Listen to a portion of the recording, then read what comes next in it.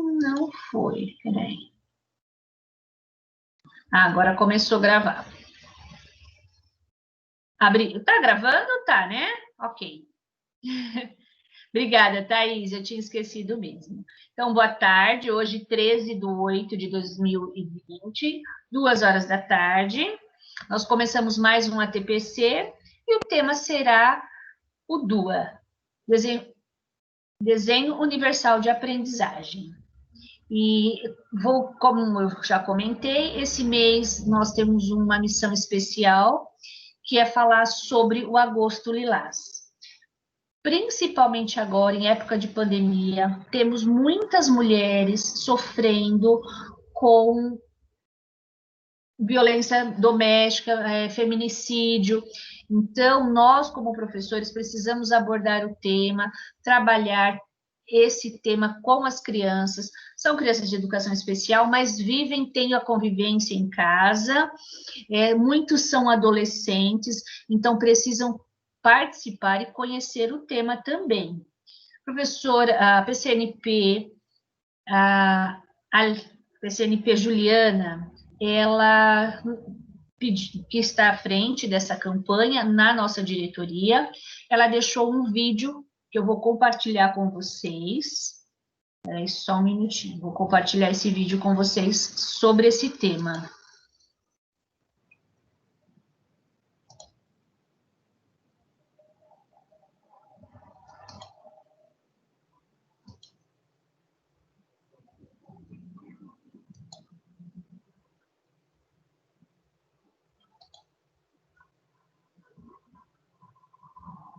Nossa, ele não quer rodar.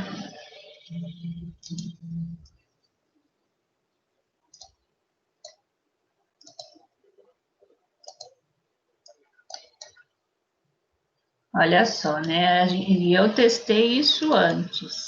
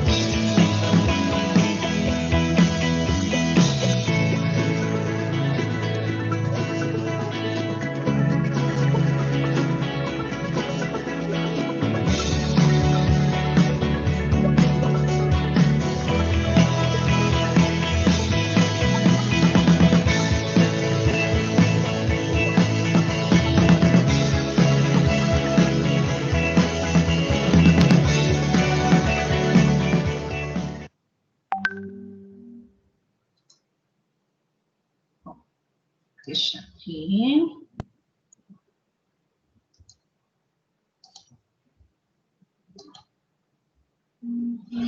Então, aí tem vários...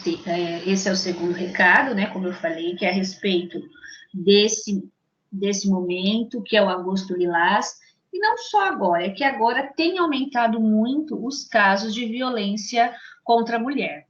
Então, como abordar o tema, que tipo de atividade, todo esse material está disponível nesse site que a gente passou. Depois eu sei que o vídeo é rápido, mas depois eu posso disponibilizar no grupo, para quem tiver interesse, pegar essas atividades para poder trabalhar com os alunos. Lógico, como sempre, de repente precisa fazer alguma adaptação, dependendo do aluno, mas é algo muito importante, a gente não pode deixar de divulgar todos os PCNPs da Diretoria de Ensino de Mauá, vai disponibilizar esse vídeo nos seus ATPCs, e vamos fazer uma campanha muito grande aqui em Mauá sobre a conscientização da violência contra a mulher.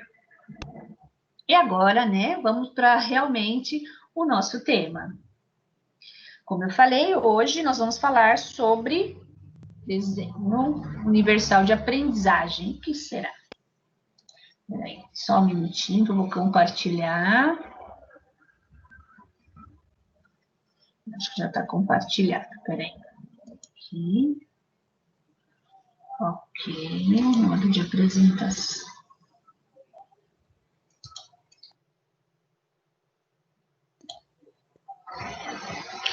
Gente, desenho universal da aprendizagem, né? Diretoria de Ensino de Mauá, Núcleo Pedagógico, Alexandra.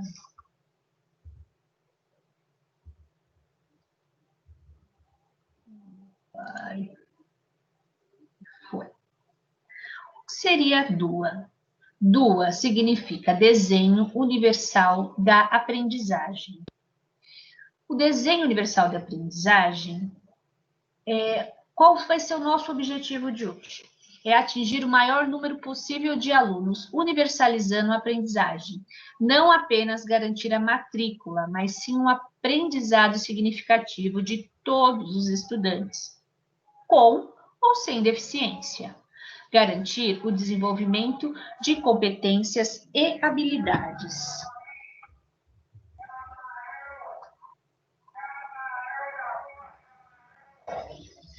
Nossa, eu mereço.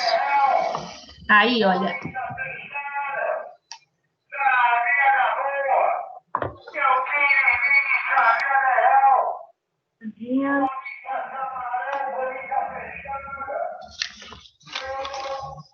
Desculpa, gente, o som aqui é complicado, né? Mas, então vamos lá, de novo. Já passou o barulho aqui.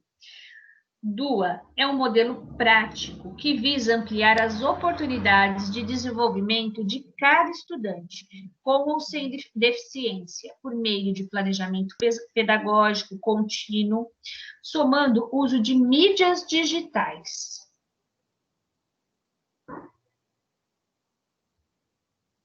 Mas só para dar uma relembrada, uma pincelada, porque a gente fala muito, né, de competências e habilidades.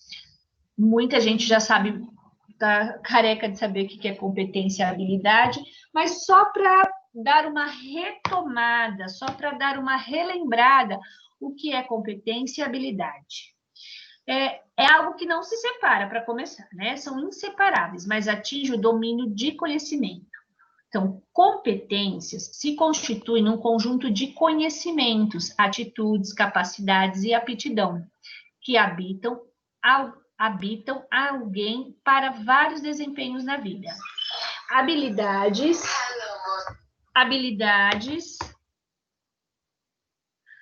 habilitam alguém para vários desempenhos na vida. Habilidades se ligam a atributos relacionados a não apenas ao saber conhecer, mas ao saber fazer, saber conviver e ao saber ser. Desculpa. As competências pressupõem-se operações mentais, capacidades para usar as habilidades, emprego de atitudes, adequar as realizações de tarefas e conhecimentos.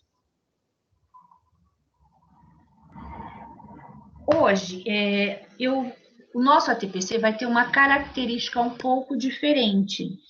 Não, eu trago para vocês uma palestra sobre o desenho universal da aprendizagem, com a doutora Ana Paula Zerbato. Ela é da Universidade Federal de São Carlos. Então, como eu falei, é algo muito novo na educação, a gente precisa conhecer um pouco mais, então, por isso eu trouxe essa especialista, essa doutora, para fazer essa palestra. No final, caso alguém tiver alguma dúvida, a gente vai abrir, a gente vai discutir, e a gente pode tirar as nossas dúvidas e esclarecer um pouco mais.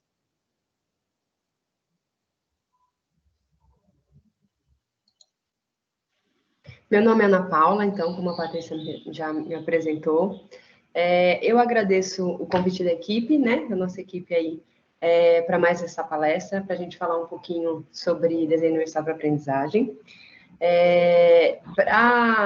Caso tenha pessoas com deficiência visual assistindo a palestra, eu gostaria de dizer que o meu enquadramento no vídeo é um enquadramento central, né? Na parte inferior aparece a partir do metade do meu tronco para cima, a parte superior um pouco a mais acima que a cabeça, ok? Durante a palestra, vou tentar aí descrever os slides também, não são contextos longos, mas também para buscar um pouquinho de mais acessibilidade para os slides, tá bom? Então, eu vou compartilhar agora minha tela com vocês para iniciar. Como a Patrícia disse, eu fiz o meu mestrado e o doutorado no programa de pós-graduação em Educação Especial na Universidade Federal de São Carlos, como orientadora a professora Eniceia Gonçalves Mendes, e atualmente estou atuando no atendimento educacional especializado no Instituto Federal Baiano do campus de Uruçuca. Espero aí compartilhar um pouquinho dos nossos estudos, né, que foram desenvolvidos durante o doutorado sobre desenho universal para aprendizagem, e que ele faça aí a gente refletir as questões da inclusão escolar, das nossas práticas docentes, e trazer aí algumas ideias, alguns caminhos para a gente construir juntos durante aí a minha fala, tá bom? Então, eu vou compartilhar aqui.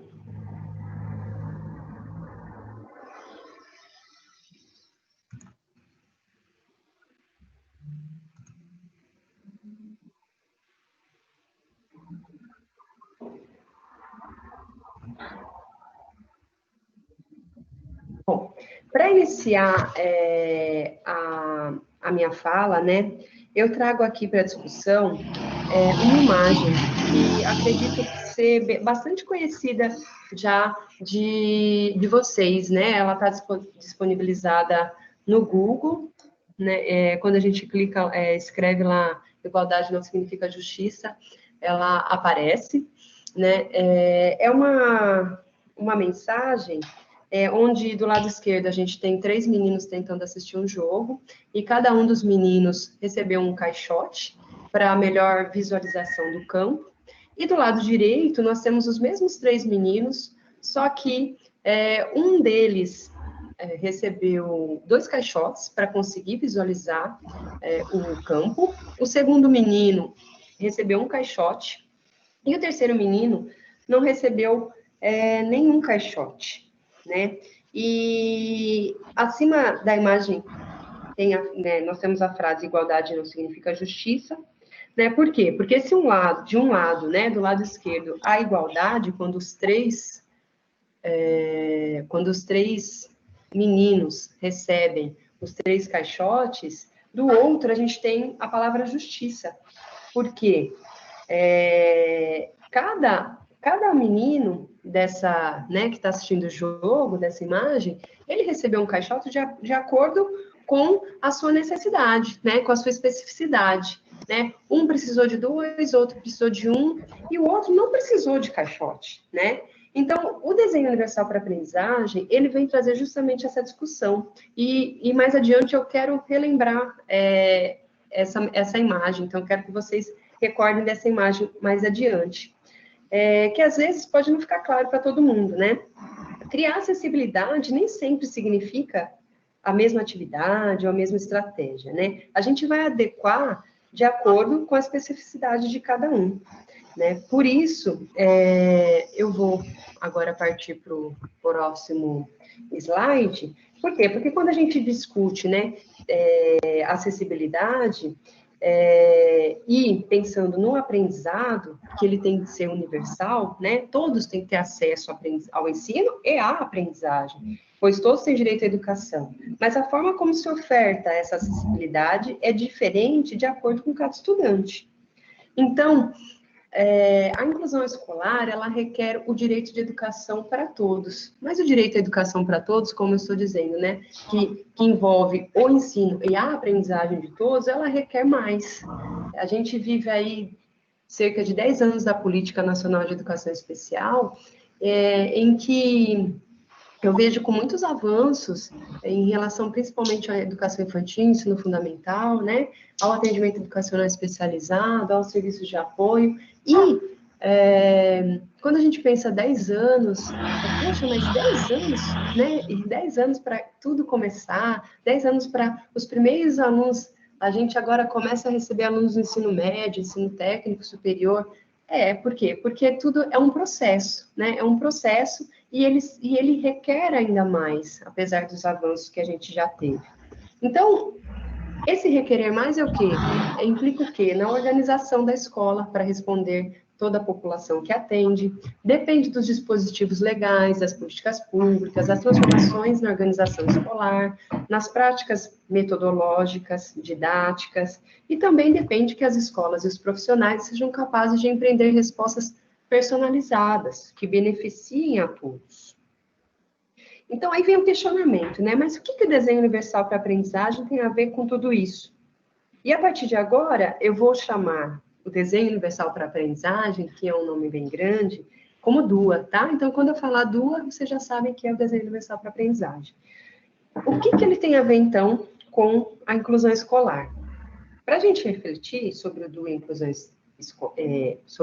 e inclusão escolar, eu vou trazer aí, então, uma próxima imagem, que é uma escada, né? Várias pessoas que não são pessoas com deficiência, né? E elas estão aí apresentando dificuldades para subir essa escada.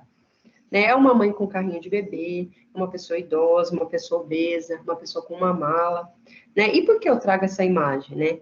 Para dizer que a acessibilidade não é apenas para as pessoas com deficiência, né? E para as pessoas com deficiência física, né? Pois a acessibilidade, às vezes, ela é confundida apenas com a acessibilidade física, né?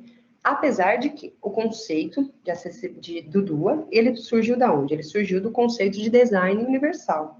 Por quê? Lá na arquitetura, e aí eu trago o próximo slide, né? Primeiramente, quando se começaram a projetar edifícios e espaços públicos, de modo que todos pudessem ter acesso sem qualquer limitação, né? A partir deste conceito, foi integrado ao conceito dos processos de ensino e aprendizado, né? E aí a gente vai se basear na perspectiva da educação inclusiva, tá? Então, o conceito de desenho universal para aprendizagem, ele se amplia, né? Pois vem trazer fundamentos para a gente pensar estratégias, para a gente pensar na acessibilidade, não só mais física, mas agora relacionada à aprendizagem. Então, aí eu trago também algumas fotos, são 6 fotos, né? Pensando, né, que a gente começou a pensar acessibilidade nas questões físicas, numa rampa, num ônibus, num banheiro, numa sala de aula, num brinquedo acessível, e agora a gente vai pensar na acessibilidade agora no aprendizado em geral. Então, como a gente definiria o DUA, né? O DUA, ele consiste em um conceito de princípios baseados na pesquisa e constitui um modelo prático que objetiva maximizar as oportunidades de aprendizagem para todos os estudantes, público-alvo da educação especial ou não. Auxilia os educadores na adoção de objetivos de aprendizagem adequados, escolhendo e desenvolvendo materiais e métodos eficientes, e elaboração de formas mais justas e aprimoradas para avaliar o progresso de todos os estudantes. E aí, então eu trago uma terceira imagem para ilustrar melhor esse conceito. A gente vê na imagem uma fila de crianças, né, querendo subir uma escada, está nevando, né, e uma pessoa, né, com cadeira de rodas, querendo subir a rampa, né. E a pessoa com cadeira de rodas, ela fala, né, mas por que você está limpando a escada primeiro, né? E a pessoa que está limpando responde, mas olha o tamanho da fila, olha, todas essas crianças querem subir, né? Precisam subir essa escada, né? Ele falou, se você limpar a rampa primeiro, todos poderão subir, né? Então, isso significa o quê? Né? Que muitas vezes eu penso numa estratégia que pode beneficiar a todos. E às vezes essa estratégia é mais simples do que eu imagino, né? Então, se eu modifico a minha aula, se eu trago um vídeo, né, pensando que eu vou beneficiar o estudante público-alvo da educação especial, esse vídeo, de repente, ele pode ajudar outros estudantes que estão com dificuldade de repente, entender um assunto, né? Ou se eu preparo um material concreto, porque eu tenho um estudante cego na minha sala. Aquele material, né, se for possível todos manusearem, todos utilizarem daquele material, de repente aquela atividade ela beneficia a todos, né? Então, mais para frente eu vou trazer outros exemplos aí para ficar um pouquinho mais claro, tá? E ainda, então, em relação ao embasamento teórico, né, do desenho universal para a aprendizagem, do DUA. Ele aponta 3 princípios orientadores, né, e aí eu trago, né, que é o princípio que está envolvido com as redes afetivas, então é o porquê da aprendizagem, então como eu engajo meus alunos e os motivos a aprender, como eu desafio e mantenho interessados, né, então, o estímulo pode ser por meio dos interesses dos alunos e motivação para a aprendizagem. As redes de reconhecimento, que é o que da aprendizagem. Então, é o princípio da representação, como que eu apresento o conteúdo para o meu aluno. Então, a gente pode pensar em várias formas de apresentar o meu conteúdo. E as redes estratégicas, né, que estão relacionadas ao como da aprendizagem. É o princípio da ação e expressão. Como eu organizo, como eu penso estratégias para que o meu estudante expresse as suas ideias e expresse o que ele aprendeu. Então, a gente pode diferenciar as maneiras para que os alunos possam expressar de acordo com as suas potencialidades. Então, isso significa o quê? Vou agora esmiuçar em cada princípio. O princípio do engajamento são as múltiplas estratégias, atividades ou recursos que eu utilizo para estimular ou para envolver o estudante na aprendizagem. Então, eu trago um objeto, eu trago algo para a sala que estimule ao aprendizado daquele próximo conteúdo, daquele próximo assunto que eu vou ensinar. Eu trago esse aluno, né, para esse interesse, né, busco que ele fique interessado para aquilo que eu vou falar. O segundo princípio da representação, como eu disse, são as múltiplas estratégias ou atividades ou recursos que eu utilizo para apresentar a informação ao estudante.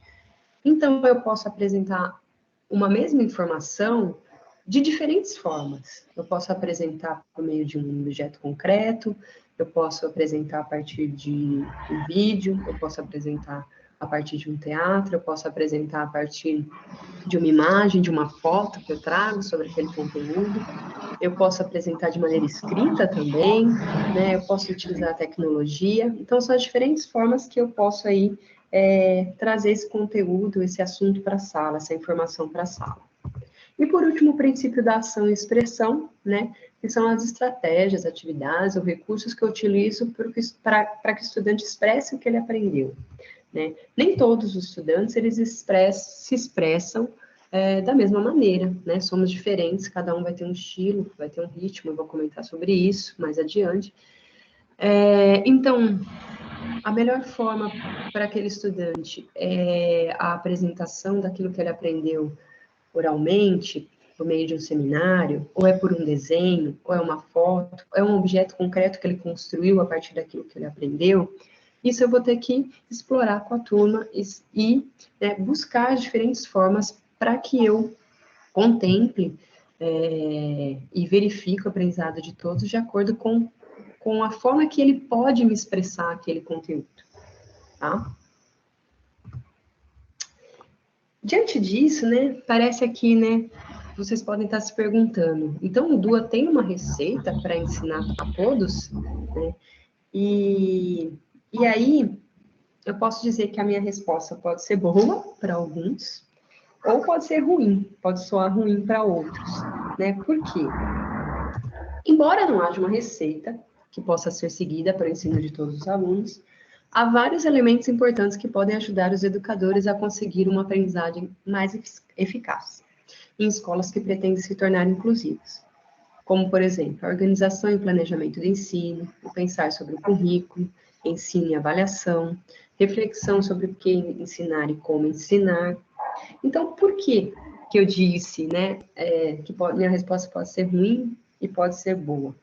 Ruim por quê? Porque não há uma receita, né? Nenhum conceito, nenhuma teoria aí, né, que estuda as práticas, né, práticas pedagógicas inclusivas, práticas docentes, a gente não encontra nenhuma receita, né? A gente não vai encontrar uma resposta única para o ensino e aprendizado de todos, né? Então, não há, né, no conceito de DUA também, uma receita para esse aprendizado.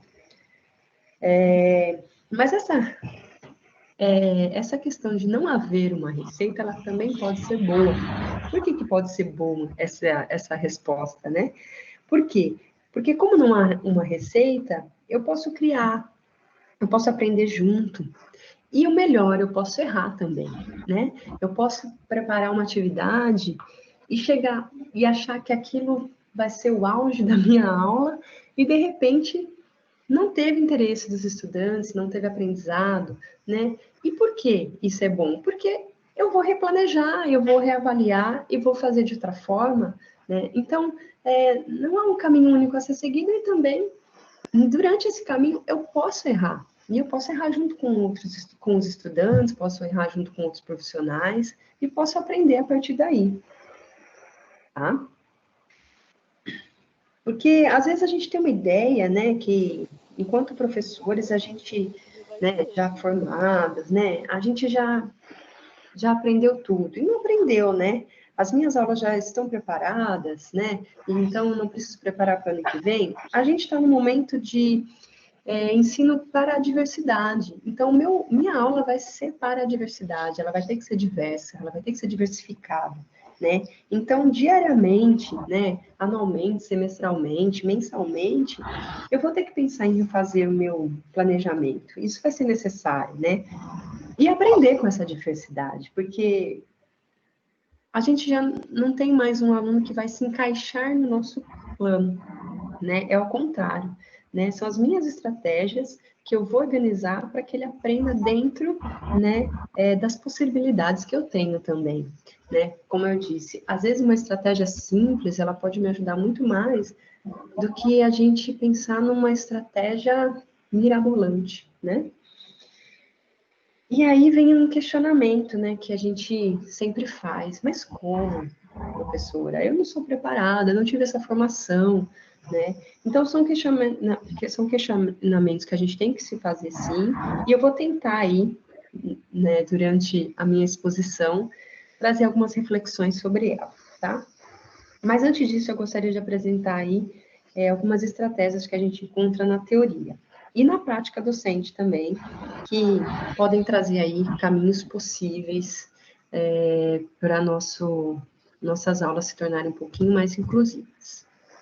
Então, a gente encontra diversos tipos de atividades que a gente pode utilizar, né? Tanto para alunos com deficiência, como alunos que não têm deficiência, né? Então, eu posso organizar as minhas atividades em grandes grupos, em pequenos grupos ou individuais. E a minha organização da aula, ela pode estar relacionada à organização das minhas atividades de ensino-aprendizagem, mas também pode estar relacionada ao tempo e espaço, aos recursos materiais e aos recursos humanos que eu tenho disponíveis. Então, em relação ao tempo e ao espaço. Às vezes, uma disposição do mobiliário diferente, a distribuição dos espaços em cantos, espaços com jogos, espaços de leitura, né, pensando lá no fundamental, no infantil, às vezes só a modificação do espaço já vai me auxiliar ao melhor aprendizado do estudante. No aluno público-alvo da educação especial, às vezes sentar mais próximo do professor, né, ficar mais próximo da lousa, ou mais próximo da claridade, ou mais distante da claridade, dependendo, né, a especificidade do meu aluno. A facilitação da movimentação, né? Como está disposta as minhas carteiras, eu estou facilitando, eu estou dificultando a movimentação dos meus alunos. A distribuição do tempo, isso vai depender também da metodologia utilizada, e se eu tenho um profissional de apoio que pode me auxiliar. Então, é importante mudar a nossa concepção de que a todo momento, todos os alunos devem fazer tudo ao mesmo tempo, a mesma atividade ao mesmo tempo, né? A gente pode dividir em tarefas diferentes dentro de um grupo, a gente pode trabalhar com projetos. Por quê? Porque todo mundo trabalhar ao mesmo tempo e dar a mesma resposta, né, é uma expectativa que é difícil da gente concretizar. E aí eu trago, entre aspas, uma fala, né, que é: eu preciso de 10 e não de 5 minutos. Essa fala é de um relato, né, de uma professora, durante um curso de formação que a gente deu sobre DUA, e que ela dizia assim: eu queria que os meus alunos organizassem, era um aluno da educação infantil, aprendesse a se organizar junto com os demais, e eu dava um tempo para eles guardarem os brinquedos. Gente, vamos lá, 5 minutos para guardar os brinquedos, todo mundo. E aí o que acontecia? Esse aluno específico nunca conseguia, não conseguia, saía frustrado, não conseguia. E a professora falou: eu vou chamá-lo para saber por que ele não consegue guardar os brinquedos em 5 minutos. E ele simplesmente respondeu à professora: professora, eu preciso de 10, não de 5 minutos. Então, às vezes são algumas modificações simples e ao achar que a gente não precisa perguntar para o aluno, e nessa atividade mostra que uma questão simples que eu poderia ter perguntado para o meu aluno já teria resolvido a questão. Em relação aos recursos materiais, né? Eles são os meus facilitadores da aprendizagem, né? Eles podem dar acessibilidade. Então, a gente tem que tomar cuidado, né? Para não transformar e não procurar um único recurso material, né? Por exemplo, o uso do livro didático. Sempre o livro didático? Será que eu posso mudar? Será que eu posso usar uma revista? Posso usar um jornal? Posso usar uma notícia de TV ou na internet? Então, e mesmo assim, em alguns casos, necessitarão de adaptações desse material. E o recurso material, ele tem 3 funções. Eles podem ser motivadores, eles podem ser de apoio, né, para a apresentação do conteúdo, ou ele pode ser estruturador. Então, o conteúdo e a estratégia, eles condicionam a seleção dos recursos. E aí eu trago uma tirinha, né? Professor Humberto, não estou vendo seu dever de casa por aqui. Aí o Humberto responde: a senhora pode acessá-lo em www.humberto.com.br/dever-de-casa.html. Né? Então, é isso, né? A gente pensar em uma diversidade de materiais, de recursos que a gente pode utilizar para ampliar a nossa aprendizagem e o nosso ensino. Em relação aos recursos humanos agora, que são muito importantes, né? O suporte de outros profissionais do ensino deve ser incluído no planejamento global da aula e do currículo. A inclusão escolar, ela pressupõe um tipo de trabalho em que os profissionais elaborem junto com o professor o planejamento da aula, de forma que as necessidades e potencialidades do aluno público-alvo da educação especial sejam consideradas, e que sua atenção não se limite exclusivamente àqueles que apresentam necessidades educacionais especiais. Então, quando a gente pensa em inclusão escolar, a gente tem que pensar em colaboração, em parceria, em outros profissionais. Por quê? Porque nós não sabemos, né? Como eu estava comentando, professora, eu não estou preparada. Eu não estou preparado. Mas, a partir do momento que a gente aprende com outro profissional especialista, com outro profissional que vem me dar apoio, a gente constrói juntos, né? Como eu disse, não há receita. Mas eu preciso desse apoio para poder ter um ensino mais inclusivo. Então, agora eu trago um outro questionamento, né? Mas como o DUA pode contribuir para a minha aula? Daí eu trago mais uma imagem, que é o professor de costas para o aluno, escrevendo na lousa e pensando: para uma seleção justa, todos farão o mesmo exame. Lembram da primeira imagem que eu trouxe hoje, né? Que igualdade não é justiça, né?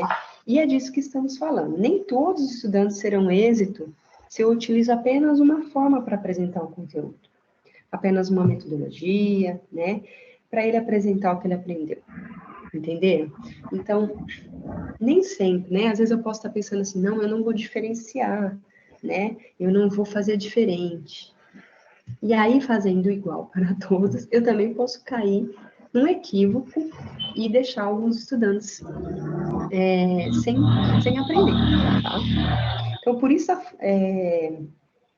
a fundamentação do meu planejamento, partindo dos princípios do DUA, eles vão poder auxiliar em estratégias mais inclusivas. Como vai auxiliar? Por quê? Porque é uma estrutura de ensino aprendizado em que o professor, sempre em colaboração com os profissionais, pode criar desafio para todos os alunos, proporcionando, elaborando, adaptando materiais, atividades em diferentes graus de dificuldade para a participação de todos. Todos precisam fazer a mesma coisa? Não, mas dentro daquela atividade, né? Quais alunos eu elejo para fazer uma tarefa, o outro que vai fazer uma outra tarefa que vai colaborar com aquela atividade e assim por diante. O uso de diferentes equipamentos, o uso de diferentes questionamentos, utilização de diferentes agrupamentos de alunos e vários modos de apresentação da aula. E o que eu chamo a atenção é que os professores do ensino comum já sabem, são capazes de fazer adaptações e diferenciações em sala de aula para todos os alunos, né? Às vezes, a gente já tem a resposta, a gente já faz, mas a gente não compartilha, a gente não conversa, a gente não troca ideia, né? Às vezes, aquele professor que está com uma dificuldade, eu já tenho uma ideia, e a gente pode construir juntos, né? Então, o que proporciona a inclusão é o desenvolvimento de modificações baseadas nas habilidades dos alunos.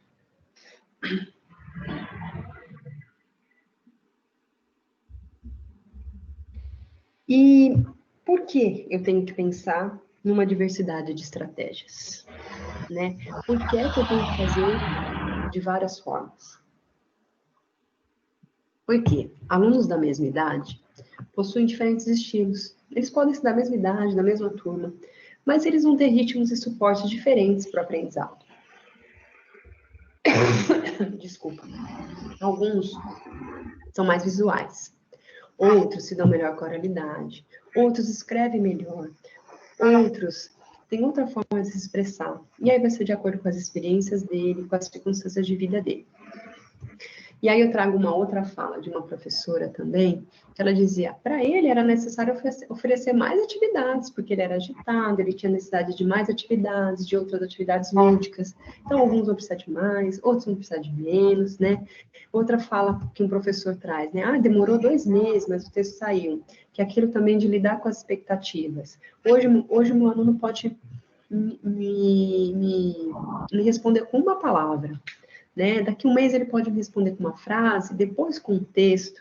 Então, a gente também tem que trabalhar as nossas expectativas, porque as expectativas de aprendizado deles são diferentes, né? E essas diferenças, elas impactam interesses, estilos, ritmos, suportes, né, variados para o aprendizado. Ah, então, hoje, né, muito em moda, o uso do celular. Ah, você quer escrever uma mensagem para namorado? Então, vamos lá. Como é que escreve? Vamos pegar o celular, vamos fazer uma mensagem de texto, né? Eu posso usar esse instrumento para estimulá-lo ao aprendizado. Ele está com dificuldade para ler um texto muito grande, vamos começar por textos mais curtos, né, de interesse da turma. O uso da tecnologia, né, que a gente precisa aí incluir mais nas nossas aulas para produção de texto, desenvolvimento de projetos. Textos de fácil compreensão com instruções mais simples e depois ir aumentando aí as instruções.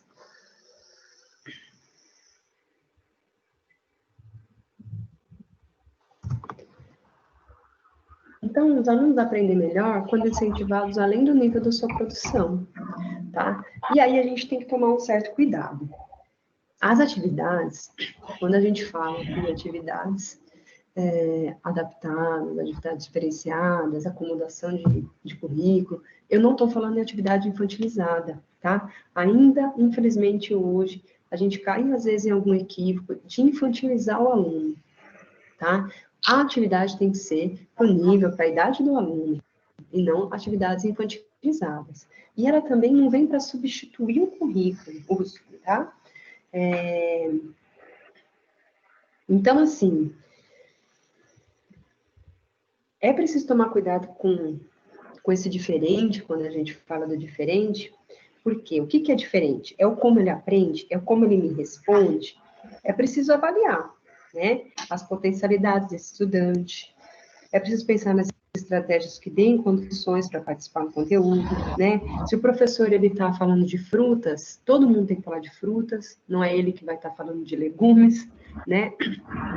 A estratégia é diferenciada quando necessário, mas o assunto tem que ser o mesmo, tá bom? Então, outras estratégias aí que podem ser utilizadas de acordo com o DUA. Perguntar ao aluno o que ele necessita. Manter a expectativa para todos os alunos. Ah, então o estudante está num trabalho em grupo. Todos têm que ter expectativas, né? Faça lá uma listinha. Quais são as suas tarefas? Quais são os seus objetivos? Cada um vai ter a sua tarefa de acordo com a sua habilidade, mas todos têm que ter, né, um papel naquele grupo, um papel naquele projeto. Quebrar atividades em partes menores, dar mais tempo para terminá-las. Limitar a quantidade de informação por página. Meu texto está muito carregado, vamos fazer metade, vamos fazer um terço, depois vamos partir para um texto maior, né? E aí eu já falei de alguns exemplos, né? Texto de fácil compreensão, instruções mais simples, conteúdo ser apresentado de formas diferentes, um apoio de lista de palavras, ou uma lista de objetos, se for necessário, né? E metas, né? Vamos colocar metas. Hoje ele vai, ainda no exemplo, né, na educação infantil, 5 lantejoulas, depois 7, depois 10, mas a gente pode aí transferir esse exemplo para outros níveis de ensino também, tá?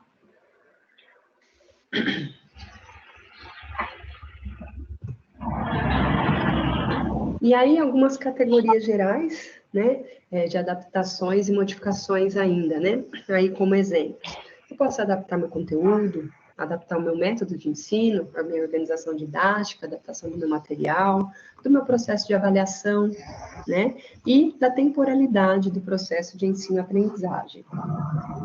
E aí, vou falar um pouquinho de cada uma dessas adaptações, né?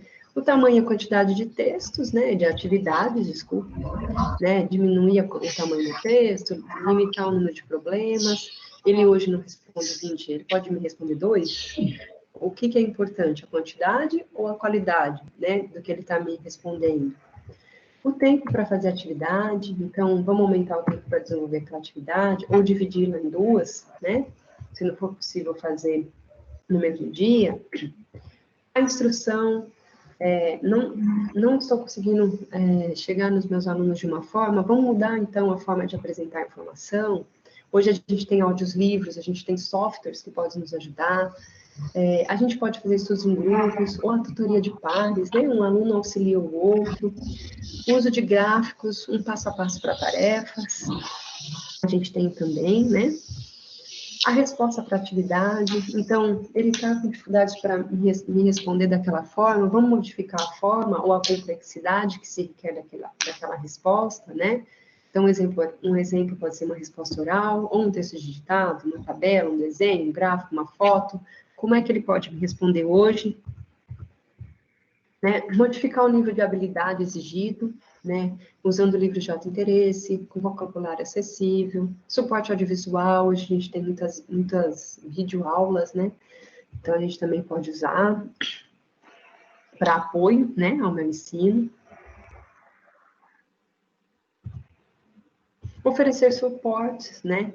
Então, hoje ele precisa de um suporte para uma aula, para uma aula prática, depois eu posso ir diminuindo, usar, né, a tutoria de pares também, oferecer dicas, lembretes, né, de qual é o passo a passo hoje na aula que ele tem que me responder, montar uma imagem com formas geométricas. Ah, ele não consegue.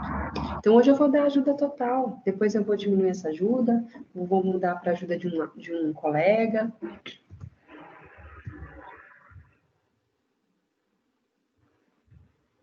E ajustar as expectativas, né? Utilizando os mesmos materiais ou materiais similares, mudar o que se espera do aluno. Hoje ele escreve um parágrafo em vez de uma página, hoje ele nomeia os personagens, e depois ele entende completamente a história.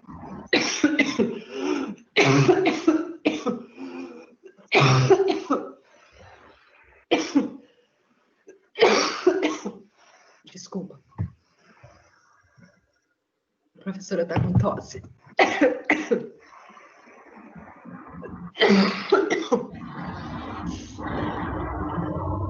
E agora, então? Pensando aí nesses vários caminhos que a gente deu de exemplos. Desculpa, gente. Conhecendo aí os caminhos que o meu aluno percorreu. Qual que é o nosso papel enquanto professor? O que devemos fazer para ensino de todos? O que o nosso aluno precisa? Como elaborar aulas inclusivas para os nossos alunos?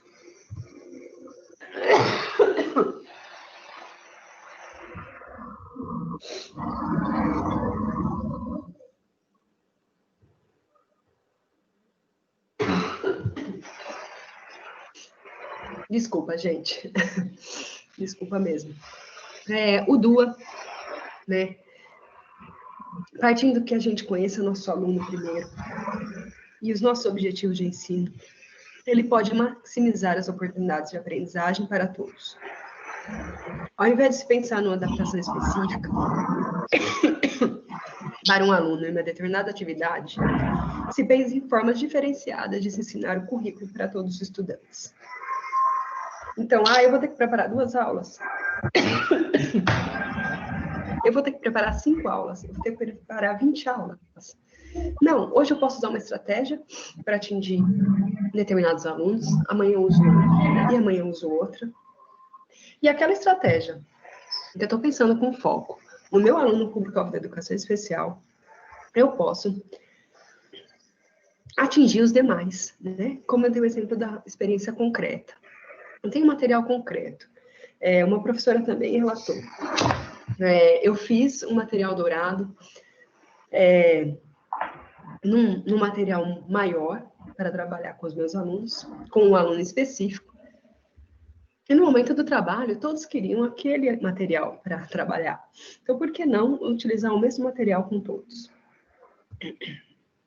E aí eu chamo a atenção desse próximo slide, né? Planejamento. Tudo isso que a gente falou, tudo isso que eu trouxe de exemplos de estratégias, depende muito, né? Depende muito de um planejamento, né? Então, como eu já comentei com vocês, não há uma receita, mas é necessário que a gente conquiste, enquanto professores, espaços de planejamento. E planejamento em conjunto com os especialistas da área, né? Com professores de educação especial, com o TO, com o fono, com o psicopedagogo, com o pedagogo da escola. Eu preciso desse tempo para construir atividades que sejam mais inclusivas, tá? Preparar uma atividade leva tempo, leva estudo, né? Demanda a gente fazer pesquisas, né? Então, a gente tem que começar a lutar junto, e junto com as gestões das escolas, por tempo de planejamento, para que a gente consiga também modificar nossa didática, modificar nossas estratégias, modificar nossas metodologias. Então, ainda em relação ao planejamento, ele pode estar na questão da organização do espaço físico, dos espaços da sala de aula. Ele pode estar na seleção, adaptação e utilização de equipamentos imobiliários de forma a favorecer a aprendizagem de todos os alunos. O planejamento das estratégias que se pretende adotar, desde a função dos objetivos pedagógicos e consequentes conteúdos a serem elaborados. Então, a diversidade metodológica, tanto para o ensino, depois como para a avaliação, e a flexibilização da temporalidade.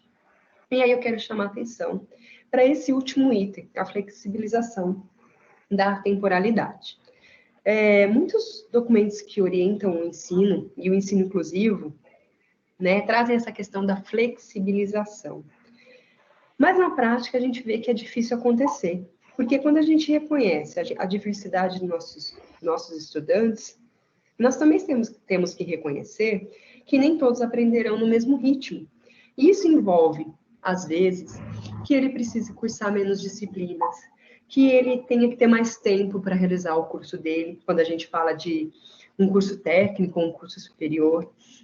Então, essa flexibilização da temporalidade, ela é muito importante também, tá? E aí, de acordo com cada nível, se pensar nas questões, para que também não prejudique o estudante, mas é importante a gente incluir isso nos nossos planejamentos. E eu vejo que é uma das nossas dificuldades. E aí eu trago 2 perguntas, e aí eu já estou quase finalizando, que é, depois de todas essas reflexões sobre DUA, sobre inclusão escolar, que eu tentei trazer para vocês, o que pode tornar a inclusão escolar possível mesmo? Né? Eu falei de várias estratégias. O professor, ele terá de saber elaborar qualquer recurso didático, qualquer atividade para qualquer aluno. E aí, se a gente está em tempos de inclusão escolar, né? Como é que a gente faz? A diversidade em sala de aula, né? Ela já nos mostrou que não dá mais para a gente encaixar os nossos alunos em um planejamento único, em uma única forma de ensinar.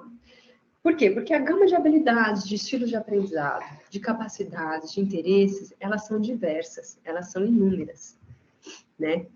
E aí, eu coloco alguns caminhos possíveis, talvez, né? Que a gente tem que experimentar em conjunto. Primeiramente, deixei aí mais destacado, é conhecer o meu aluno, né? O meu aluno público-alvo da educação especial, ou não, né? Eu tenho que me aproximar desse aluno, eu tenho que ter um contato maior com esse aluno, eu preciso saber os seus interesses, e aí parece um clichê, né? Falando conhecer os meus alunos, né? Tantas teorias trazem essa questão de conhecer o meu aluno, mas é conhecer de fato mesmo, porque a partir daí é que eu posso planejar minha aula, né? Não é só a partir do meu assunto, do meu conteúdo, mas aquilo que ele sabe, daquilo que ele conhece.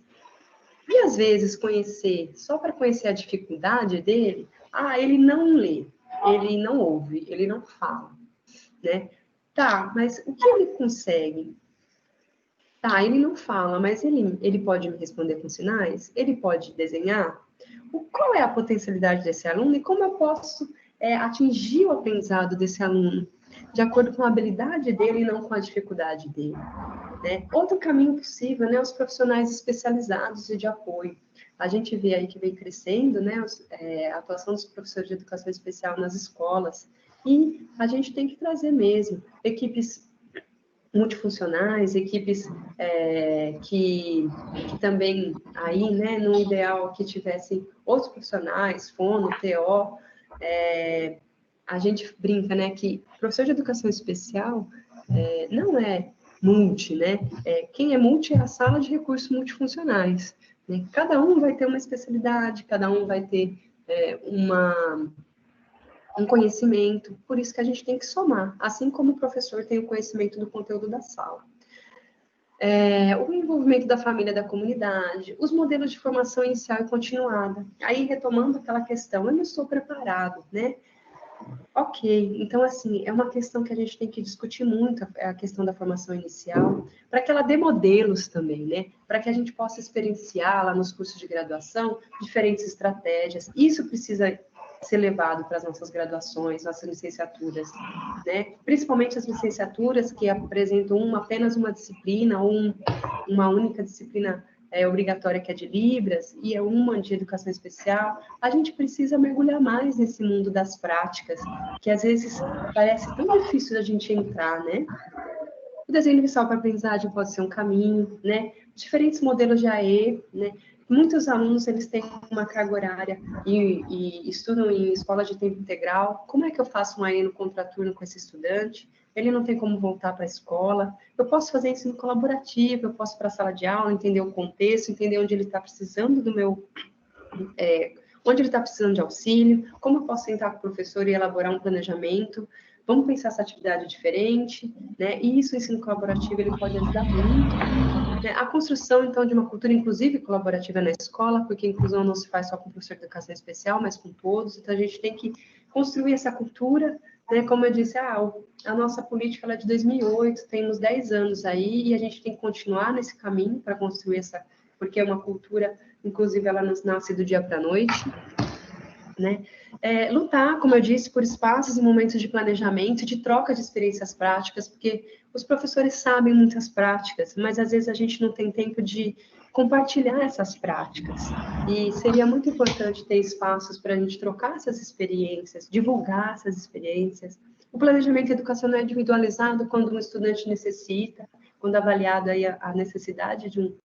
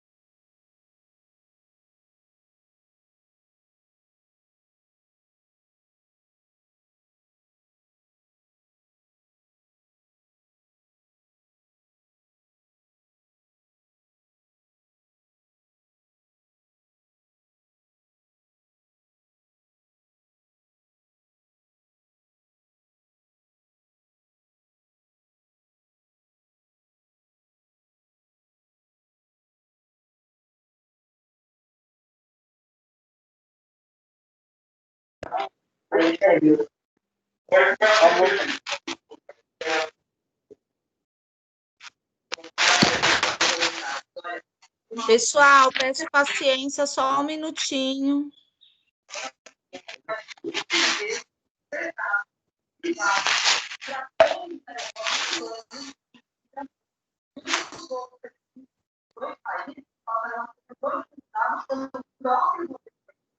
Ou dados para fins técnicos, e outras viagens consideradas de interesse dos Estados Unidos. A nota do governo ainda. Gente, acho que alguém entrou com o microfone aberto, não, Thaís? Ô, Ale, não entendi o que aconteceu. Falta só um pedacinho da fala dela, né? Também não sei o que aconteceu. Estou escutando outros barulhos. Será que alguém entrou com o microfone aberto? Deixa eu dar uma olhada. Eu acho que sim. Ô, Ale, eu vou ativar todos os mudos, aí você reativa seu microfone, que é mais rápido. Tá, ok. Pronto. Ó, agora, aê. Agora sim. Falta só um pedacinho da fala da professora Andréia, que é fantástica, e aí a gente volta a discutir. Espera só um minutinho, deixa eu voltar lá. Deixa eu ver se não foi possível. Ah, não, voltou. Bom, tudo bem. Vamos no último slide.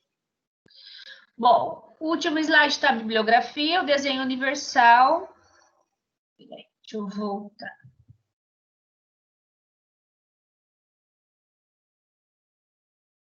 Ale, está aparecendo você para nós. Você precisa clicar lá embaixo para ampliar de novo o PPT. Você continua compartilhando a tela?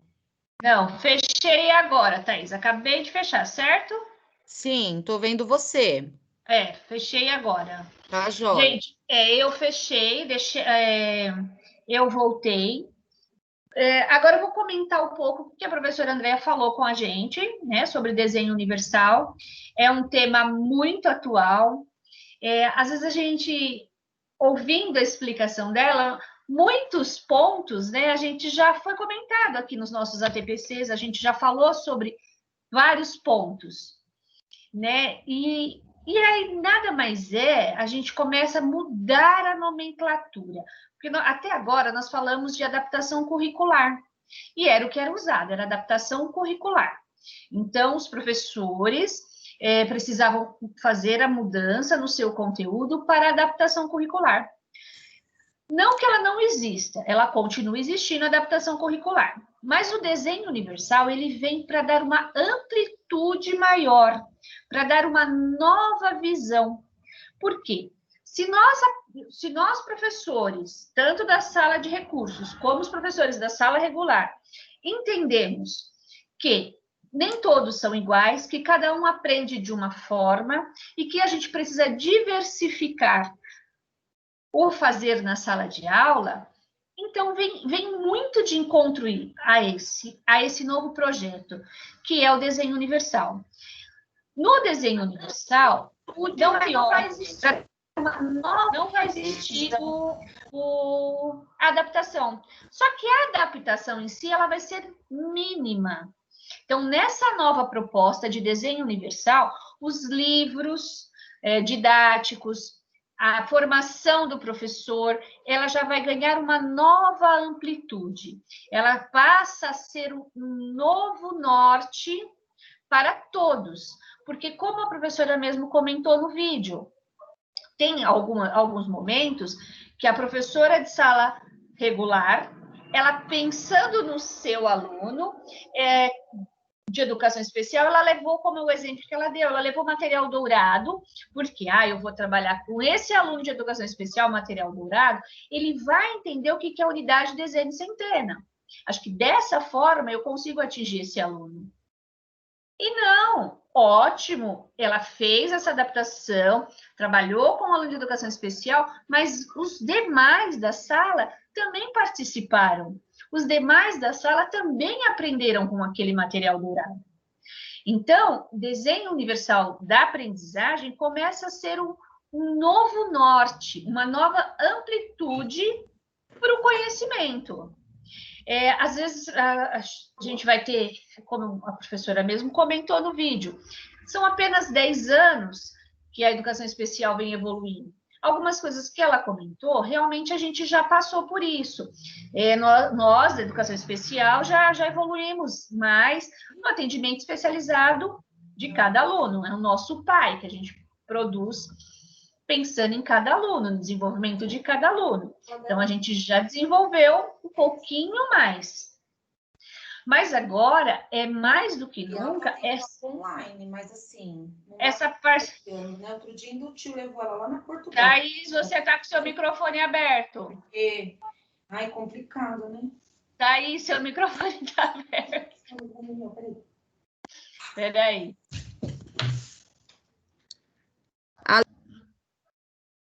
Pronto, ativei. Bom, voltando. Estão me ouvindo? Acho que foi, né? Ativei o mudo, acho que a Thaís foi fazer algum comentário e aí ela esqueceu o microfone dela aberto. Mas, né, como todos sabem, nós estamos sempre online, ao vivo, coisas acontecem, a professora, infelizmente, está com acesso de tosse, né? Mas a professora está bem, graças a Deus, é o tempo seco e tudo, mas ela está muito bem.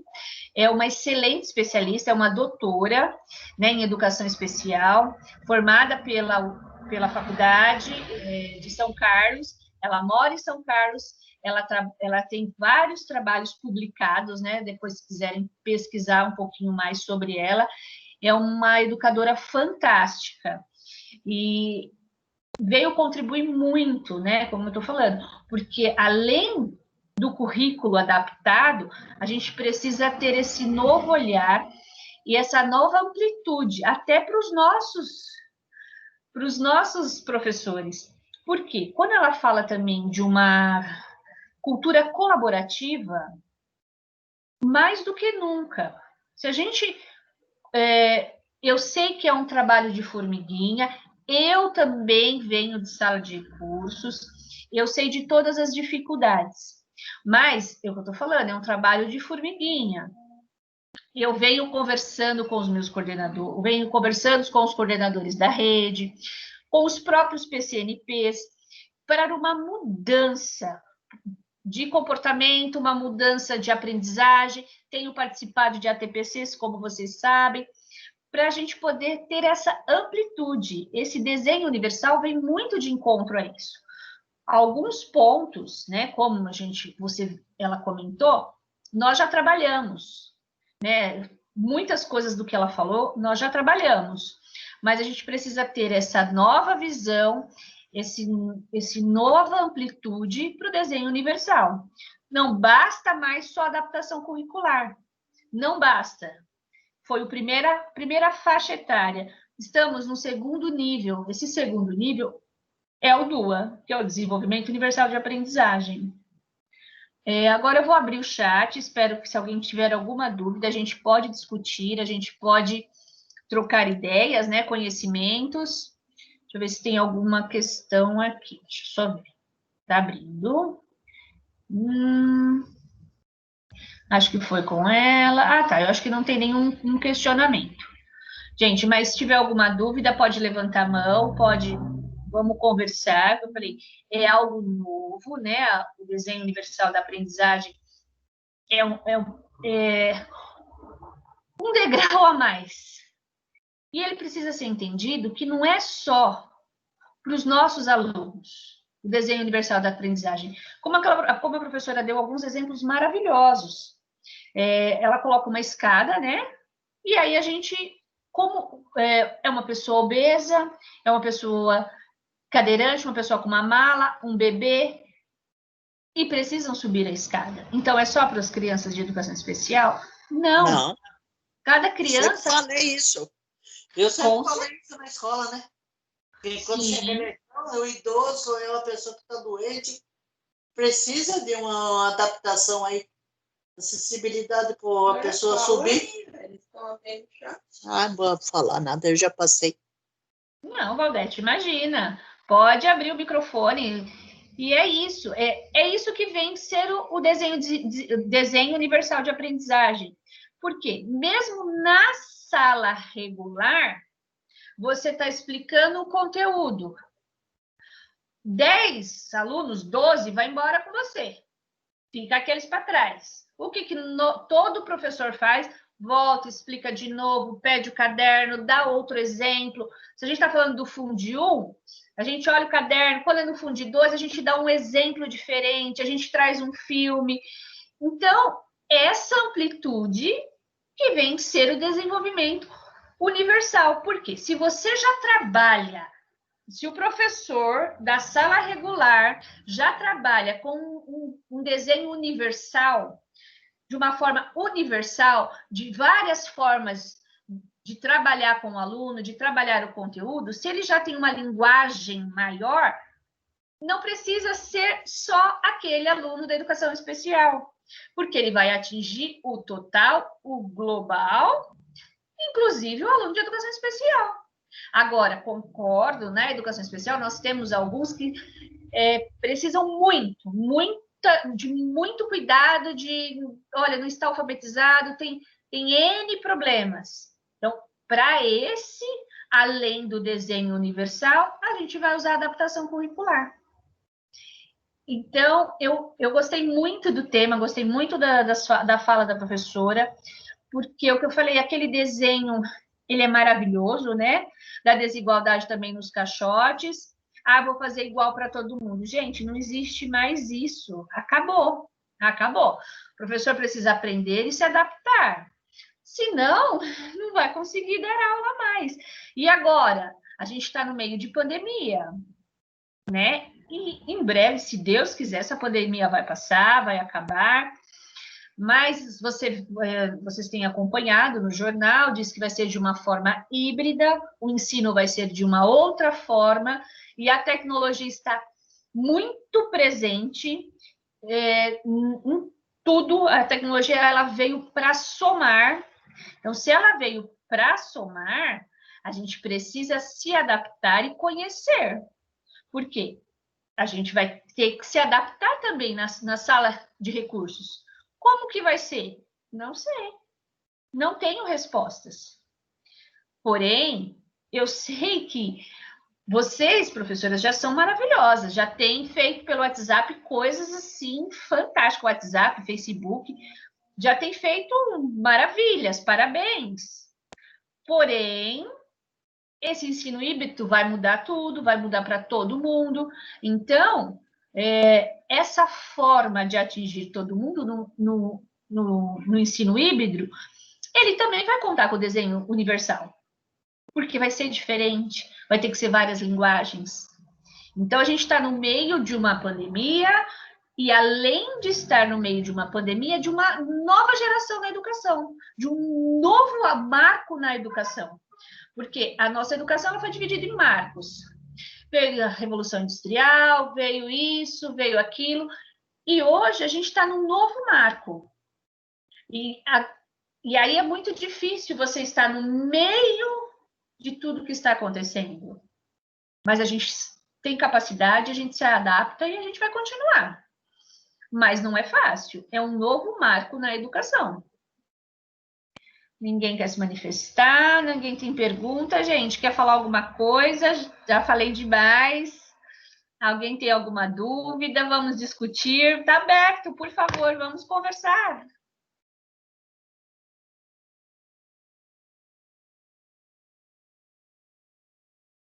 Nada, ninguém tem dúvida nenhuma. Foi tudo fácil, assim, todo mundo entendeu. Ale, Oi. desculpa pela interferência, minha sobrinha ligou aqui, eu não vi que meu microfone estava aberto, perdão. Imagina. Eu achei super interessante esse assunto do DUA. Nossa, eu amei. Como a gente aprende todos os dias, não é? Sim. E quando a gente primeiro se falou o quê? De sala de aula heterogênea, não é? Sim. Simples assim. Olha, a sala de aula ela é heterogênea. Ok. Antigamente, Ale, você se lembra quando nós estudamos, você e eu temos mais ou menos a mesma idade, as turmas eram classificadas A, B, C, D, Sim. era homogêneo. Aí quando nós fomos trabalhar, já era a versão heterogênea que você está falando. Sim. E aí, dentro desse heterogêneo, o professor já tinha que mudar alguma coisa, e aí se focou só na educação especial. Ah, esse aluno aqui, ó, esse aqui, Maria, que senta aqui, ó, ela é autista, tá? Então, ela é autista, você pensa o que você vai fazer para Maria. Mas só a Maria tem dificuldade? O resto da sala, o professor está falando, está entendendo tudo. É essa concepção que o professor precisa ter, que ele precisa ampliar. E agora? A gente está vendo aí, o negócio está vindo. Depois, se for o caso, a gente vai até fazer, eu faço um ATPC falando do que vai ser esse ensino híbrido, porque está vindo aí essa modificação. E aí? O que vai ser isso? Como vai ser? É um Então, grande desafio, né? Grande Você desafio. sabe, posso contar uma experiência rapidinho que eu vivi? Claro. Eu vivi uma experiência muito desafiadora com um aluno com altas habilidades. Eu trabalhei numa escola da rede privada como inglês, né, com professora de inglês. Então, no primeiro aninho dos pequenininhos, eu o conheci, percebi que ele estava além. E tudo que eu ofertava para ele era muito fácil. E no primeiro aninho, não tanto. Do segundo em diante, eu fui percebendo que eu precisava inserir mais coisas para ele. Por fim, ele foi meu aluno por 9 anos. Quando ele chegou ao 9º ano, nós já estávamos num ritmo assim, de eu levar coisa extra para ele, porque eu percebia que eu precisava ofertar algo além do que e ele não era o único, não, porque aí foi criando-se ali um movimento. Eu tinha uns exercícios extras numa pasta, e quem terminava a lição ali, a proposta do material, falava, vai, quer? E também era opcional. Ah, hoje eu quero, hoje não. Mas era um grande desafio para mim. Imagina você lidar com uma criança que ela tem uma nota alta nos anos iniciais, é comum. Agora, esse aluno que carrega essa vivência até os anos finais, o médio, é também um desafio, porque ele não pode ficar desmotivado. Sim. Ontem ainda, eu acho que alguns dos professores acompanhou, né? Teve uma live com o Diogo, que é aquele humorista fantástico, e o tema era sobre superdotação, superdotados. E aí, gente, aí vamos lá de encontro ao nosso DUA, que é o nosso tema. Então, você está vendo como uma sala de aula pode ser algo muito além, como a professora Thais acabou de dar um exemplo. Por quê? Existe aqueles alunos para menos, existe os alunos para mais. Não existe um nível. Exato. Então, existe os mais e os para menos. E aí?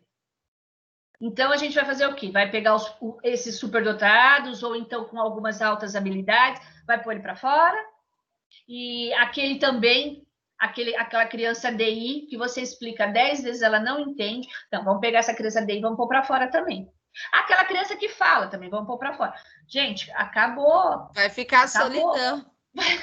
Acabou, os tempos são outros, é o que eu falei, estamos no meio de um novo sistema que está sendo lançado. É muito difícil, eu não aprendi isso na faculdade. Então, vamos aprender agora, a internet está aí, a TPC está aqui para fazer formação, vamos buscar, vamos aprender. Lógico, como eu falei, eu não sou detentora de todo o saber e também não quero ser. Estou em processo de aprendizagem, como todos. Mas nós não somos seres acabados. Então, a sala de aula vai nos apresentar a cada dia um desafio novo. E para isso, a gente tem que estar preparado, sim. Eu acho que tem até algum comentário aqui. Quer que eu leia? Quero, por favor. Foi a professora Juliana Castro, né? Ela falou assim: acho que o que ela falou é tudo que tentamos fazer na sala de recursos. Precisa ser feito na sala regular.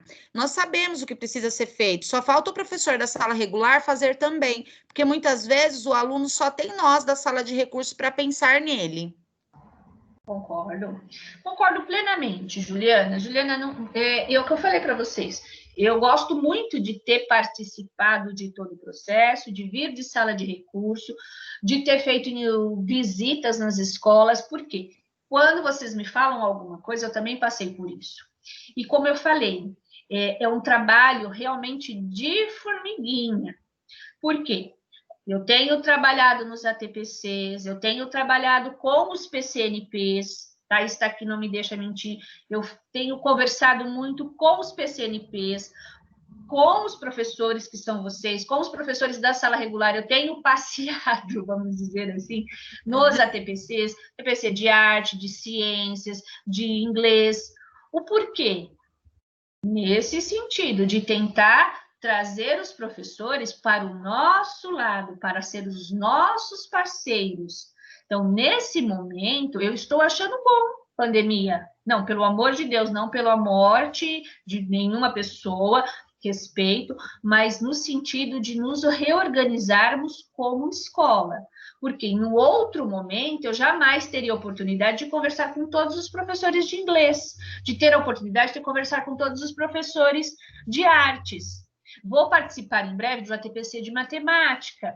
Então, se a gente vai plantando, a gente vai conversando dessa forma, devagar, eu vou conversando com os professores, a gente vai trazendo os PCNPs para os nossos, os coordenadores, vão entendendo. É um trabalho difícil, de formiga? É. Mas, gente, a gente precisa fazer. E eu acho que esse momento está sendo muito rico para isso. Porque tem como a gente está falando, a gente está explicando e a gente está buscando. E aí eu acho que, o que eu falei, esse desenho universal veio perfeito. Aqueles desenhos que ela colocou, eu vou usar em ATPC, do caixote, os 3 meninos, cada um ganhou um caixote, igualdade. Só que o menino maior não precisava de caixote. Então, eu acho que é nesse ponto que a gente vai começar a mudar, começar a fazer o nosso trabalho.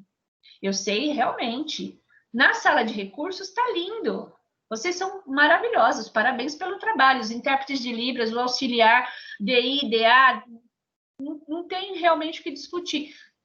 Me orgulho muito de vocês, porque são professores que têm a graduação e a pós-graduação, e vários cursos. Às vezes somos muito mais preparados do que um professor de sala regular, não desmerecendo, pelo amor de Deus, nem nenhuma área do conhecimento, mas nós buscamos muito, nós estudamos muito.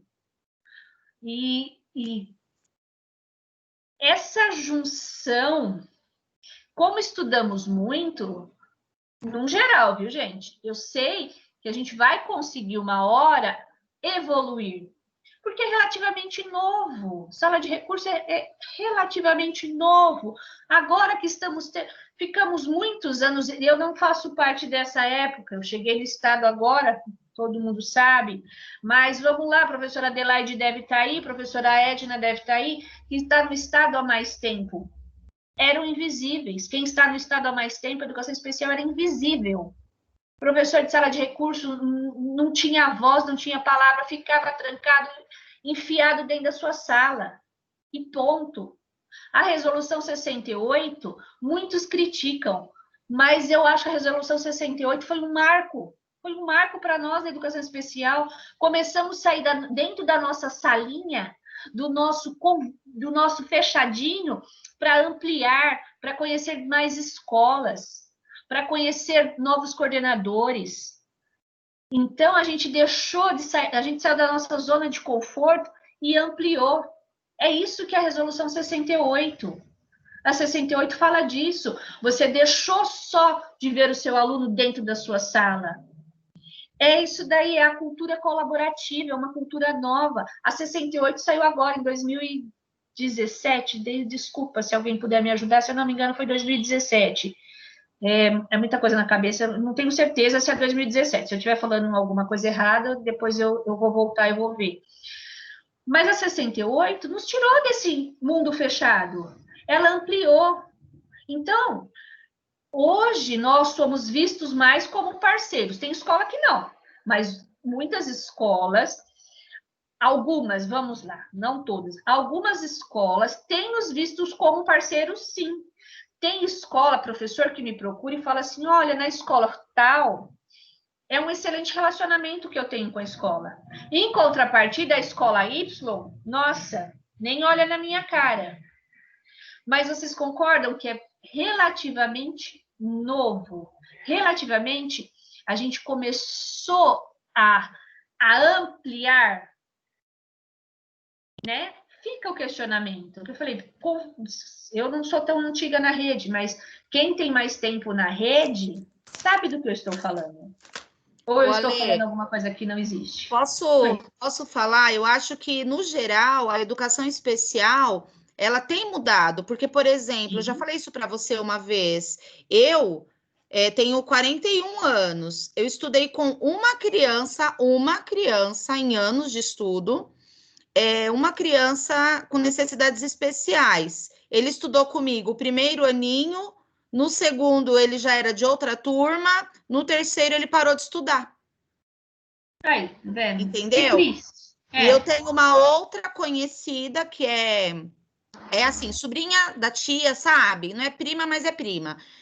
Que também nunca frequentou apenas a escola especializada, né, a PAI, mas nunca frequentou a escola regular. Então, eu acho que até a inserção de todas as pessoas, com essa visão aí da diferença da igualdade e equidade, ela é nova. E os professores do regular não têm... igual vocês, que você falou, vocês estudam, não tem embasamento teórico para entender. Uma coisa é você ouvir dizer, outra coisa é você estudar, você entender os mecanismos do funcionamento do cérebro de determinada característica, de determinada deficiência. Entendeu? Então, eu acho que o que falta é um trabalho de formiguinha, né? Sim. Isso que eu falei, eu acho que a resolução 68, ela veio muito para contribuir com a gente, com a educação especial. Porque o que eu falei, ficávamos na sala trancado, Thaís, hoje a gente tem mais uma amplitude. Sim. A gente tem essa liberdade de visitar as escolas, de participar de ATPC. Por exemplo, a sua escola, independente de qual for a escola pode solicitar a presença do professor de educação especial, a coordenadora. Então, acho que a gente ganhou mais espaço. Sim, com certeza. Essa resolução tem muitas críticas. Porém, se a gente for pensar dessa forma, ela contribuiu muito. Entendeu? Não é só tudo ruim. Tem algumas contribuições que foram muito boas para o professor de educação especial passar a ser protagonista nesse processo. Verdade. E não o único responsável, né? Como a Juliana comentou. Então, o único responsável, somos a Vera colocou aqui que a data da resolução 68 é 2017. 2017. Que eu falei. Olha como é nova, né? É muito nova. Sim, eu falei. Bebê ainda. Então, é muito nova. E aí, vamos supor, ela saiu em dezembro de 2017. Começou a ser implantada em 2018. Aí foi aquela... Ninguém sabia muito bem o que fazer, eu também peguei esse processo. Não sabia muito bem o que fazer e como fazer em 2018, porque saiu no final de 2017, começou a ser aplicado em 2018, fomos gatinhando. 2019 a gente já estava quase lá, fazendo umas parcerias legais, começando a funcionar. Em 2019, essa 68 ela estava começando a funcionar, ficar legal. 2020 tá aí, acabou, tá todo mundo na sua casa, né? Tá aí, Sim. Pandemia. Então, é uma Há uma resolução quebra aí nova. de um processo, né? Então, era esse ano, se nada tivesse acontecido, estivéssemos num ano normal, essas visitas e tudo, elas estariam acontecendo, e essas parcerias estariam aumentando e crescendo cada vez mais. Só que esse ano, e eu não sei quando, se isso vai ser retomado, se essa resolução 68 vai ser revogada. Ai, gente, desculpa. Eu não sei se ela vai ser revogada ou se não. É tudo novo para todo mundo, a gente vive um dia de cada vez. O governador aparece na televisão falando uma coisa, do outro dia ele aparece falando outra. Temos que aguardar, né? Temos só que aguardar. Ale, boa Pode tarde, falar. gente. É a professora Andréia, da sala de recursos de DI. Tudo bem? Tudo. Só um adendo aí que você está falando sobre a orientação, a gente não está fazendo as visitas, né? Eu acredito que muitos profissionais como eu, apesar de não estar fazendo visita, a cada 15 dias em ATPC com os profissionais da escola que eu estou, a coordenação sempre está passando a mesmos os alunos que estão em sala de recurso e os demais que estão com dificuldade. E eu estou fazendo a orientação, eu como a outra professora, a Silvia, acredito que também, né, que é lá do Alziro comigo, estamos fazendo a orientação para os pais e para os professores, né? Então, assim, a gente não está fazendo uma coisa assistida presencialmente, mas a gente está fazendo online. Então, assim, acredito que muitos profissionais estão fazendo, e assim, os profissionais da sala regular estão com muita dificuldade, porque a gente sabe que tem muitos alunos dentro das salas de aula que, infelizmente, não participam da sala de recurso, o pai, às vezes, não tem interesse de levar, achar que o filho é assim mesmo, sempre foi, né? Ai, porque o outro também é. E a gente sabe que aquela criança, às vezes, tem uma dificuldade, né? Uma patologia que está apresentada, mas que não está esclarecida. Laudada, né? Laudada, né? Perante os médicos e tudo, mas que a gente tem que ser trabalhado diferencialmente, né? Porém, eu vejo muito assim, teve até uma professora que entrou em contato comigo no particular e falou, pro meu aluno, isso. Só que é assim, ele não tem o laudo médico. E ela queria que eu, Andréia, entrasse em contato com o aluno dela, conversasse com os pais. Eu falei assim, eu não posso fazer isso, porque eu vou estar passando pela direção da escola, vou estar passando pela parte pedagógica, então, e até por cima de você mesmo. De repente, se esse pai vier falar algo, como é que eu vou responder? Vou falar, não, eu peguei o telefone, estou ligando porque o seu filho tem dificuldade. Não é assim que as coisas funcionam, né? Sim. Então, eu conversei bastante com ela, mandei bastante material para ela, para que ela pudesse adaptar e mandar para esse aluno, né? Então, assim, a gente também de educação especial, a gente precisa ajudar os outros profissionais? Precisa, mas a gente também tem que ter um resguardo, né, ali, ter que ter uma cautela, saber onde pisar, porque, de repente, esse pai pode vir falar assim, nossa, mandaram uma professora ir lá falar comigo, agora estão falando que meu filho é isso, aquilo. Ô, André, então, aí você tem que ser você empoderada agiu com nessa muita parte, né? Sim. Então, assim, eu estou colocando na parte que, assim, como você falou, a gente não está fazendo o auxílio presencial, né, de estar lá, com os pais e tudo, né, com os alunos, em sala regular, mas virtualmente a gente tem feito, sim. E eu tenho sentido, nos últimos 15 dias, que os pais são muito dispersos, eu não sei no geral, mas os meus, assim, por mais que eu mande no particular, que eu fale e tal, tá muito complicado, não tá, assim, eles não estão engajados como anteriormente, sabe? Sim. Eu não sei se é um geral, eu notei assim que nas escolas, eu estou em várias escolas, então eu notei que todas deram uma caída muito bem, como é que fala, Grande. forte nessa questão, Uhum. né? Do acompanhamento dos alunos no sala regular. Então, Não, eu tô gente. bem isso, né? Porque a gente tira da onde está tirando, como é que é? Leite de pedra. De pedra. Leite de pedra e não está saindo o negócio, está complicado. Não, olha, gente, não, eu corrijo, eu estou dizendo assim, aquela visita, não, me perdoem, jamais, Andréia, eu sei do trabalho de vocês, parabéns, é fantástico, a gente está com uma equipe de educação especial maravilhosa, eu estou muito feliz com a equipe, parabéns a cada um de vocês, vocês são excelentes, eu só quis dizer no presencial mesmo, mas eu sei que tem. Talvez nesse momento remoto, muitos têm trabalhado até mais, estendido o horário, além do que seria na escola. Às vezes na escola se trabalharia menos. Eu já escutei vários relatos. Se eu estivesse na minha sala de aula, eu trabalharia menos. Trabalhando remoto, eu trabalho muito mais. Então, Nossa, é verdade. não é.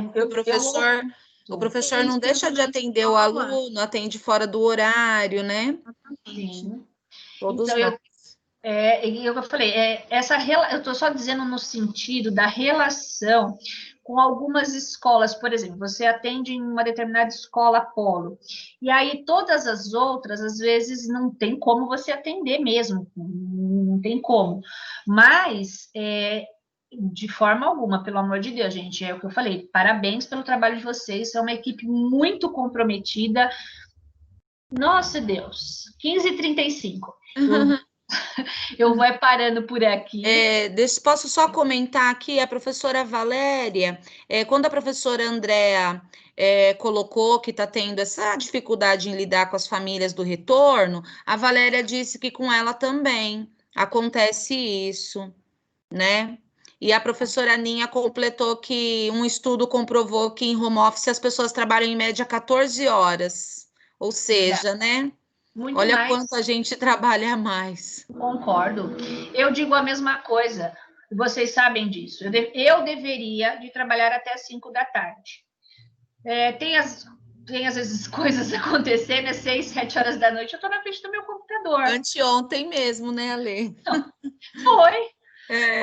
Aparece umas reuniões 6 horas da tarde, e você vai falar assim, não vou trabalhar? E a gente quer resolver as coisas também, ajudar, né?